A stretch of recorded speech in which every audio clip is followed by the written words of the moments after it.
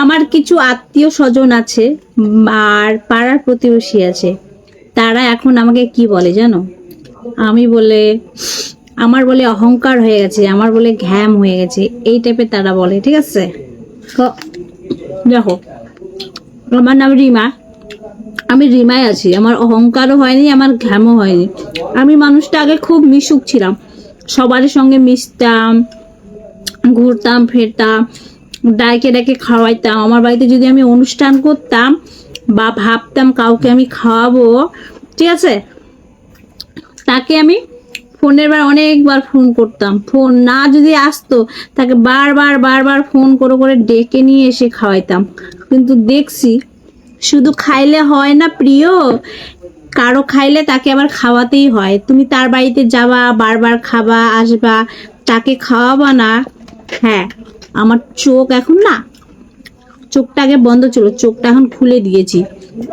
আমার পাড়ার প্রতিবেশী হোক বা আমার আত্মীয় স্বজন হোক, যে আমাকে খাওয়াবে দিবে তাকে দেব, খাওয়াবো। ঠিক আছে, আমি মিশুকে আছি, মিশুকে থাকবো। কিন্তু তোমরা ভাবো যে আমি এখন অহংকারী হয়ে গেছি। অহংকারী টহঙ্গে কিছু না। ঠিক আছে, তোমরা যেমন করবে রিমাও তেমনটা করবে। ঠিক আছে, আজকালকার অভাবের দিনে না, নিজেরটা বুঝলে পরেরটা বোঝা যায়। যে যার যখন সামর্থ্য হবে সে তখন তোমাকে নিজে নিমন্ত্রণ করে খাওয়াবে। ঠিক আছে, তোমাকে আগেই সাজে থাকতে হবে না যে ওর বাড়িতে গিয়ে খাবো।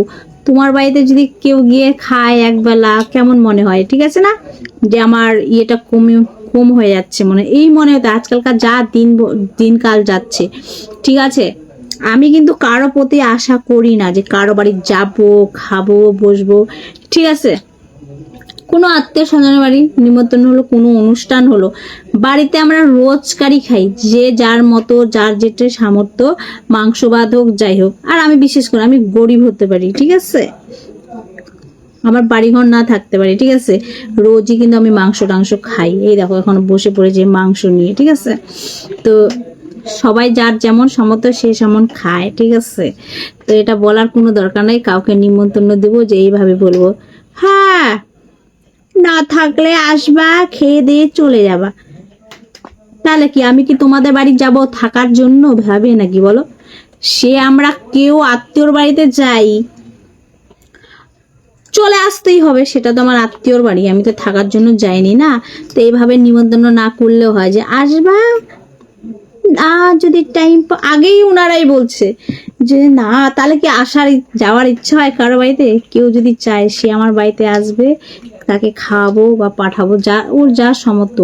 আর আমি বিশেষভাবে কে কেমন আমি জানি না, আমি কারো বাড়িতে যাই না খাওয়ার বলে যাই না, একটা আনন্দ, কারো বাড়িতে যাই, শখ, ঘুরলাম বা কোনো অনুষ্ঠান হলো, ঠিক আছে, যে কোনো অনুষ্ঠানই হোক, মজা করলাম, চলে আসলাম। খাওয়াটা বড় কথা না, মানুষের সঙ্গে কথাবার্তা মিশুক, একটা মজা আনন্দ ফুর্তি কোনো অনুষ্ঠানের মধ্যে, এটাই হচ্ছে মেন ব্যাপার। ঠিক আছে না, তো এইভাবে নিমন্ত্রণ দেওয়ার কোনো দরকার নাই, যদি না দেওয়ার থাকে দিও না ভাই, আমি খাওয়ার আশা করি না।